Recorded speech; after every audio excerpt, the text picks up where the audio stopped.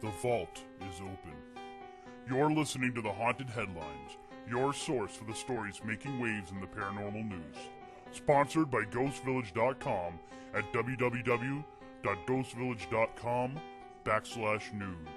Good evening, I'm Chris Balzano and you're listening to The Haunted Headlines, your source for the thought-provoking stories hitting the Ghost Village newswire this week.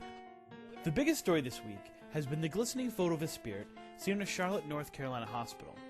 A picture of what witnesses believe was an angel was taken in early November, but it and the story behind it hit the wires this week through the Charlotte Observer. Colleen Benton had suffered through her daughter Chelsea's multiple health problems since she was first born. It looked as if the 15-year-old's September trip to the hospital would be her last. Originally placed on life support, the young girl battled for nearly 2 months, being taken off several times only to regain some function. A deeply religious family, they prayed over what to do. The family decided on Halloween to take her off fully if she relapsed. On November 5th, after the entire family had time to say their goodbyes, Colleen sat vigil with her daughter. At some point, she noticed an odd figure in the monitor focused in the hall outside the room.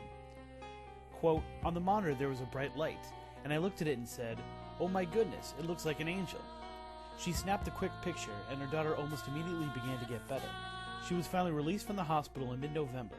The picture itself looks like nothing more than light coming in from a window, although the family says the day was overcast and the sun had not come out at all.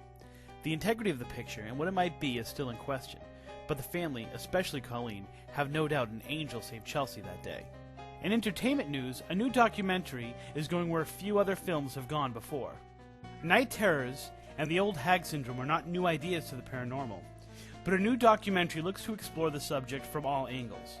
Soul Smack, a production company out of Farmington, Maine, has just released Your Worst Nightmare, Supernatural Assault, to answer questions about sleep disorder and offer a look into one of the most common and least understood problems and its place in the ghostly realm. The documentary explores the history, symptoms, terrors, stigmata, research, and treatment of sleep paralysis, with interviews from the people experiencing them to the people fighting to understand them. The focus of the movie is the clinical side of the events, but the lore behind the mystery and the effect it has on its victims is inseparable from the paranormal world. The details of the documentary and the whirlwind it is causing in the ghost community will spark argument and discussion in the coming months.